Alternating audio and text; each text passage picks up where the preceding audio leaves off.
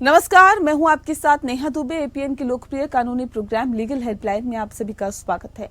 इसमें हमारे कानूनी विशेषज्ञ रोजमर्रा की जिंदगी की समस्याओं से जुड़े कानूनी मसलों पर आपकी शंकाओं का समाधान करते हैं। आप भी फोन करके कानूनी राय ले सकते हैं। आज हम सरोगेसी से जुड़े हुए कानूनी प्रावधान पर जानकारी देंगे। सबसे पहले सरोगेसी की भाषा आपको समझाते हैं। पति के अलावा किसी दूसरे महिला की कोख में अपने बच्चे को पालना सरोगेसी कहलाता है। ऐसे कपल जो माता पिता तो बनना चाहते हैं लेकिन वे बच्चे पैदा नहीं करना चाहते या फिर नहीं कर सकते, वे सरोगेसी को अपनाते हैं। सरोगेसी भी दो तरीके से होती है और इसके लिए कानूनन कुछ नियम भी है। जब कोई कपल बच्चे को जन्म नहीं दे पाते या दोनों में से कोई इसके लिए असमर्थ होता है, तब सरोगेसी चुनना एक अच्छा विकल्प होता है। इसके अलावा इस ऑप्शन को कपल तब चुन सकते हैं जब महिला की बच्चेदानी जन्म से विकसित ही ना हुई हो, आईवीएफ उपचार 3 बार या फिर उससे अधिक बार फेल हो गया हो, महिला को बच्चेदानी की टीबी हो, कोई ऐसी बीमारी हो जिसके चलते गर्भधारण में मुश्किल आ रही हो, बार बार अबॉर्शन हो रहा हो। ये तो थी खैर बुनियादी जानकारी। सरोगेसी से जुड़े हुए कानूनी प्रावधानों की जानकारी देंगे आज के हमारे कानूनी अधिवक्ता ऋषिपाल सिंह जी। ऋषिपाल जी, बहुत स्वागत है आपका। नमस्कार जी, अगर आपका भी कोई सवाल है, हमारे दर्शकों का कोई सवाल है तो आप हमें कॉल कर सकते हैं। फोन लाइंस खुल चुकी हैं। नंबर्स आपको बता देती हूँ। नंबर्स आपकी टीवी स्क्रीन पर है। 012061279337 पर कॉल करिए या फिर 012061279338 पर भी कॉल कर सकते हैं। सरोगेसी से जुड़े हुए कानूनी प्रावधान अगर आपको जानना है या इससे संबंधित आपका भी कोई सवाल है तो आप हमें कॉल कर सकते हैं। फोन लाइंस खुल चुकी हैं।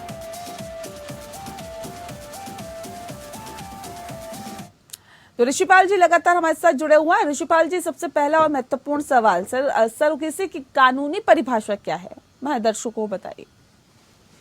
देखिए नेहा, एक तो सरोगेसी को समझना कानूनी परिभाषा से पहले हमें समझने का सरोगेसी है क्या। जैसे आपने अपने इंट्रोडक्शन में बताया कि एक मेडिकल प्रोसीजर है जिसके अंदर जो एक दूसरी महिला के अंदर किसी भी कपल के बच्चे को जन्म दिया जाता है। जब ऐसी स्थिति होती है तो अपने आप में कानूनी बहुत सारे प्रावधान आते हैं जिसके अंदर ये हमेशा कोशिश की गई है कि जिस भी तरीके से हो कि सरोगेट जो मदर है, जिस मदर के अंदर वो भ्रूण जो है इम्प्लांट किया जा रहा है, उसका बचाव हो सके और उसको इसके अलावा जो लोग उसको सरोगेट मदर को वो स्पर्म दे रहे हैं वो उनका रिलेशन क्या है, उनकी एज क्या है, तो इन सारी बातों को ध्यान में रखते हुए पर्टिकुलर जो एक्ट है कानून को बनाया गया। तो विशेष तौर पर तो ध्यान रखा गया कि सरोगेसी जो अपने आप में एक इम्पोर्टेंट वर्ड में जो आपको इस्तेमाल कर रहे हो, कोई कॉस्मेटिक्स की तरह कोई लोग या महिला या कोई भी जो कपल है वो इस्तेमाल ना करे, अपनी सुविधा के हिसाब से नहीं है। ये कोई सुविधा की बात नहीं है, कोई आराम की बात नहीं है। सरोगेसी जो है ये अपने आप में एक ऐसी, समझ लीजिए, एक विशेष प्रक्रिया है, विशेष स्थिति है जिसके अंदर कोई भी पति पत्नी जो है जब उनको लगता है कि वो, अगर पिछले कानून से हम तुलना करते हैं कि वो इस काबिल नहीं है कि वो उसकी स्त्री जो है माता नहीं बन सकती, उसके बहुत सारे कारण हो सकते हैं, जैसे उसके अंदर जो बच्चेदानी ही नहीं है या उसके अलावा जो और बहुत सारी मेडिकल प्रॉब्लम्स है जिसके अंदर डॉक्टर ने कह दिया है कि ये गर्भ धारण नहीं कर सकती। और वो ऐसा भी नहीं है कि मान लीजिए आज शादी होती है और आप ये प्लान करते हैं कि भाई ठीक है जी, हमें तो जीवन के जो है मुझे लूटने हैं और भाग दौड़ करनी है और सब कुछ करना है और ऐसा करें कि सरोगेट ले और जिससे कि वो बच्चा पैदा करने का काम वो करेगी। तो इसके लिए कानून में सबसे बड़ी जो रोक लगाई गई है और कानून यही कहता है कि सरोगेट जो प्रोसीजर है कानून में, तो माता का जो भी सरोगेट कराना चाहते हैं उसका एक रिलेशन होना चाहिए, तब संवेदना उनका वैवाहिक रूप से जो कानूनी रूप से शादीशुदा पति पत्नी होने चाहिए, सबसे पहली बात।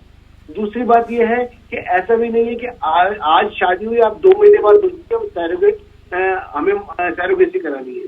वो उससे पहले कानूनी सारे प्रावधानों से गुजर चुके हो, यानी कम से कम 5 वर्ष का समय हो गया हो, तब वो सरोगेसी के लिए जा सकते हैं। तो इसलिए इसमें बहुत सारे प्रावधान ऐसे रखे गए हैं जिसको भी कानूनी रूप से जो है मजबूत प्रावधान रखे गए हैं जिससे शोषण जो है वो उसको खत्म किया जा सके और समाज में अनैतिकता जो है वो किसी तरह से ना फैले। तो यही जो कानूनी परिभाषा और कानूनी जो सार है यह सरोगेसी एक्ट का है।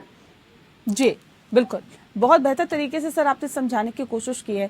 अच्छा ये बताइए कि सरोगेसी कानून आखिर क्यों लाया गया था, क्या वजह इसके पीछे थी? देखिए, सैरोगेसी जब तक कानून नहीं लाया गया था तो सैरोगेसी का जो प्रावधान था, जो जैसे पश्चिम से हमारे देश में आया और सैरोगेसी जब स्टार्ट हुई तो उस स्टार्ट होने के कुछ दिन बाद या कुछ महीने बाद, कुछ सालों बाद ऐसा लगने लगा कि जैसे, क्योंकि जब कोई कानूनी प्रावधान होता नहीं है, कोई कानूनी एग्रीमेंट नहीं बनता है दोनों पार्टीज के बीच में, सैरोगेट मदर के बीच में और माँ बाप के बीच में, ऐसी स्थिति में बहुत बार ऐसा हुआ कि जो सैरोगेट मदर है उसके साथ बहुत भेदभाव हुआ। सैरोगेट मदर ने का काम, जैसे आप भी समझते हैं कि अगर कोई महिला किसी बच्चे को जन्म देती है तो जिस दिन उसने जन्म दे दिया तो ऐसा नहीं है कि उसका जो शरीर है उसके अगले दिन से ही जो है कोई और दूसरे काम करना चालू कर देगा।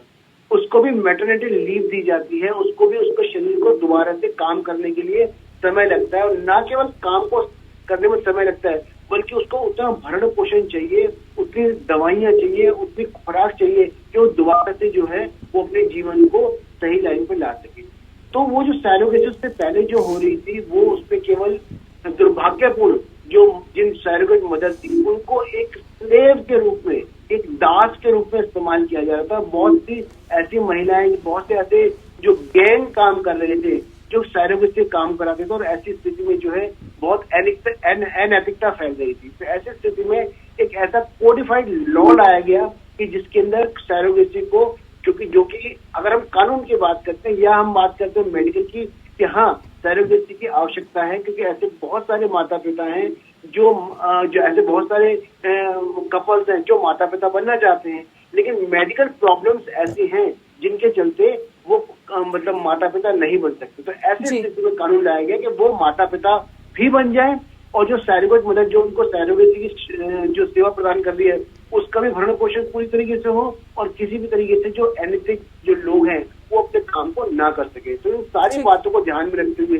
इस कानून को लाया गया। ठीक है, सरोगेसी क्लिनिक के रेगुलेशन पर क्या प्रावधान होते हैं, इसके रेगुलेशन पर क्या प्रावधान होते हैं? सबसे बड़ा जो प्रावधान इसमें यही कहा गया है कि जो राज्य स्तर पर और नेशनल स्तर पर जो भी हमारा इसके अंदर एक डिपार्टमेंट बनेगा, उस डिपार्टमेंट में जब भी सैरोगेसी करने का जो क्लिनिक है वो वहां पर वो पंजीकृत अपने आप को नहीं कराएंगे।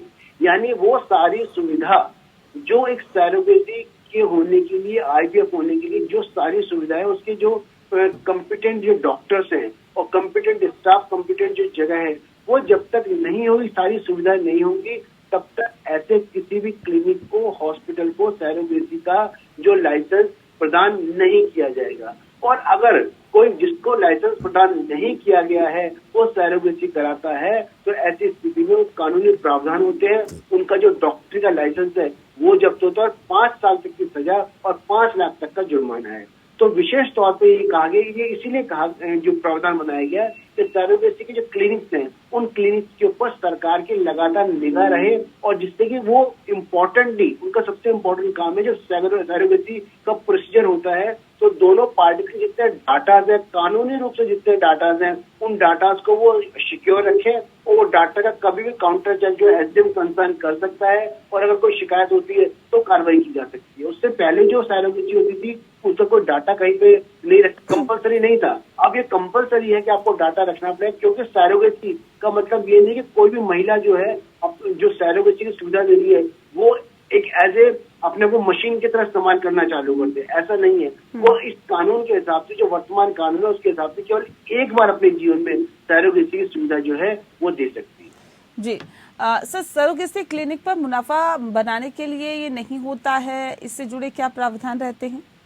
सबसे बड़ी बात यही है, जैसे आप बाहर जाएंगे तो आप बहुत सारे हॉस्पिटल्स के बोर्ड देखेंगे, उन बोर्ड के बाहर लिखा होता है कि फला फला बीमारी जो है उस बीमारी का हम इलाज करते हैं, या बहुत सारे कार्डियोलॉजिस्ट के हॉस्पिटल्स हैं उनका होता है कि हाँ भाई यहाँ पे ये इलाज किया जाता है, कैंसर के हॉस्पिटल्स हैं उनके भी साइन बोर्ड्स होते हैं। लेकिन सबसे बड़ी बात जो है कि जैसे मैंने आपको बताया अपने इंट्रोडक्शन के अंदर पहले कि सैरोगेसी एक बहुत ही विशेष परिस्थिति है, वो कोई बीमारी नहीं है, वो कोई एक तरह की हॉलिडे नहीं है, वो कोई कॉस्मेटिक सर्जरी नहीं है कि जिसके लिए उसका प्रचार किया जा सके। यानी सैरोगेसी को प्रचार आप नहीं कर सकते। जो भी क्लिनिक अगर सैरोगेसी की सुविधाएं प्रदान कर रहा है तो वो सैरोगेसी की सुविधाओं को प्रदान करने के लिए वो कोई अपना प्रचार नहीं कर सकते, वो कोई अपना बोर्ड नहीं लगा सकते, लोगों को प्रेरित नहीं कर सकते। यानी कोई महिला जो सैरोगेसी की सुविधा देना चाहती है वो, या मान लीजिए डॉक्टर्स के पास जो है पेशेंट पहुंचेगा, फिर डॉक्टर उनकी स्थिति देखेगा, स्थिति देखने के बाद डॉक्टर उनको एडवाइस करेगा, वो फिर सारे कानूनी प्रावधान से गुजरेंगे, उसके बाद जो सैरोगेसी है उस प्रावधान में वो जाएंगे। अपने आप को सबसे इम्पोर्टेंट बात जो है कि इसको व्यापार बनाने से इसको रोकने की इस कानून में कोशिश की गई है कि आप इसको व्यापार नहीं बनाएंगे, ना केवल व्यापार नहीं बनाएंगे बल्कि लोगों को प्रेरित भी नहीं करेंगे। अगर एडवर्टाइजमेंट बहुत ज्यादा होता है तो लोगों को प्रेरणा मिलती है, उसके बारे में जानकारी मिलती है, ज्यादा लोग उस तरफ आकर्षित होते हैं। तो जिससे सबसे इम्पोर्टेंट यही काम किया गया कि इसका कोई प्रचार नहीं होगा। आप एडवर्टाइजमेंट नहीं करेंगे ना सोशल मीडिया के ऊपर, ना इलेक्ट्रॉनिक मीडिया पे, ना प्रिंट मीडिया पे, जिससे कि केवल डॉक्टर के एक विशेष, इसको विशेष परिस्थिति के रूप में माना गया है। जी ठीक है। सर, आपसे इस पूरे मसले पर और जानकारी हम लेते रहेंगे क्योंकि बहुत महत्वपूर्ण विषय है ये। पाल जी बहुत विस्तार से, बहुत तफसील से बता रहे हैं सरोगेसी से जुड़े हुए कानूनी प्रोग्राम क्या होते हैं और कानूनी प्रावधान किसे कहते हैं। दरअसल सरोगेसी की मेडिकल कार्रवाई को, ऋषिपाल जी, सरोगेसी की मेडिकल कार्रवाई को रेगुलेट करने के प्रावधान आखिर क्या, ये भी विस्तार से बताएं। इसमें यही है कि जो मेडिकल जितनी कार्रवाई है वो सैरोगेसी में वो बहुत सबसे पहले तो बहुत ही वो बहुत इंटेंसिव तरीके से हो, और जो भी उसकी कार्रवाई होती है वो जब कार्रवाई हो रही है उसमें ये ध्यान रखना है कि जब जैसे पहले बताइए कानूनी रूप से भी कि जो माता पिता है आपको ये देखना है कि अगर मेडिकली आप जो उसको चेक कर रहे हैं तो जो माता पिता है वो माता पिता जो है विवाहित होने चाहिए, और वो माता पिता जब विवाहित होते हैं और वो 5 साल तक अगर मेडिकली वो इस काबिल नहीं है कि वो अपना बच्चे को जन्म दे सके, तभी जो सैरोगेसी का जो है कानून ये आप एक्टिव आएगा। जब आपको लगता है तो अगर मेडिकली वो फिट हैं और वो सैरोगेसी फिर उसके बावजूद लेना चाहते हैं तो मेडिकली वो सैरोगेसी उनको नहीं मिलेगी। ठीक है। तीसरी इम्पोर्टेंट बात है कि जो इसमें एक इंश्योरेंस की बात है कि स्पेशली सैरोगेट मदर है उसको उसके बाद भी, यानी कि जब वो जन्म देती है उसके बाद भी जो प्रोविजंस है उन प्रोविजंस को, उन मेडिकल के जो जितने भी जो फैसिलिटीज है वो सारी की सारी दी जाएगी। तो इन सारी बातों का स्पेशल ध्यान रखा जाता है। सबसे इम्पोर्टेंट है कि सैरोगेट करने के लिए जो डॉक्टर्स हैं और जो पिटिशनर है वो कम से कम जो मतलब डॉक्टर्स हैं वो प्रिस्क्राइब जो उनकी नॉर्म्स हैं, जो उनकी डिग्रीज है, उनके बिना अगर कोई भी क्लिनिक कोई सैरोगेसी का काम कर रहा है तो क्लिनिक जो है तुरंत जब्त कर दिया जाएगा। और उसके अलावा जो डॉक्टर्स कंसर्न अगर वहां पर हैं जो उस फील्ड से नहीं है, इम्पोर्टेंट है कि सैरोगेसी का डॉक्टर, ऐसा नहीं है कि हर डॉक्टर सैरोगेसी कर सकता है। सैरोगेसी करने में जो स्पेशली जिनके पास डिप्लोमा है अगर वो नहीं है तो स्पेशली जो है डॉक्टर्स के ऊपर कार्रवाई होगी और कानूनी प्रावधान भी उसके ऊपर है। जी ठीक है। ऋषिपाल जी भी बताइए कि सरोगेसी कानून में किन चीजों की मनाही है, जैसे मसलन भ्रूण को बेचना, आयात करना, विज्ञापन देना आदि। देखिए नेहा, जैसे मैंने आपको पहले ही बताया कि सैरोगेसी अपने आप में एक अधिकार नहीं है, एक कानून नहीं है। हालांकि जो बहुत सारी डिबेट है, बहुत सारे लोग अलग अलग तरीके से डिबेट करते हैं कि जो सरकार है या स्टेट है, स्टेट को इतनी पावर नहीं होनी चाहिए कि निजी रूप से लोगों के जीवन के अंदर वो चली जाए और लोग के अपने अधिकार जो है, जैसे मान लीजिए जो नया कानून आया है, नए कानून के अंदर कोई निजी जो आपकी जानकारी कोई रिश्तेदार होगी या कोई बहुत नजदीक होगी वही सैरोगेट मदर बन सकती है। अगर मान लीजिए सपोज कीजिए कोई ऐसी स्थिति है कि किसी कपल की जो जानकारी में या बहुत नजदीकी में कोई रिश्तेदार नहीं है, तब क्या होगा? या जो एज का ब्रैकेट लगाया गया है उस ब्रैकेट में कोई महिला नहीं मिली, तब क्या होगा? और सबसे बड़ी बात निजता की बात है। अगर मान लीजिए आपको लगता है कि तब मैं एक प्रोविजंस बता रहा हूँ जो उससे पहले भी कई बार होता था कि दूसरे धर्म के मुस्लिम महिलाओं को भी कई बार क्या है बहुत ज्यादा सैरोगेट मदर के रूप में इस्तेमाल किया जाता था, क्योंकि वो शरीर से जो है ज्यादा ऐसा समझा जाता था कि ज्यादा मजबूत होती है। अगर ऐसे तो बहुत सारे ऐसे मामले जो निजता से भी जुड़े हुए हैं, कानून से भी जुड़े हुए हैं, उस पर लगातार विवाद चल रहा है। लेकिन विशेष तौर पर इस कानून में ये है कि ऐसी स्थिति होते हुए भी इस जो स्थिति को आपको महिमा मंडन नहीं करना है, इसका कमर्शलाइजेशन नहीं करना है, लोगों को ये प्रेरित नहीं करना है को ज्यादा से ज्यादा इस चीज में आगे बढ़े। जैसे मान लीजिए हार्ट का पेशेंट कोई होता है, कैंसर का पेशेंट होता है, तो डॉक्टर बाहर एडवर्टाइजमेंट करते हैं समय से आप जाइए, अपना इलाज कराइए, उसकी जानकारी लीजिए, समय से गोली लीजिए।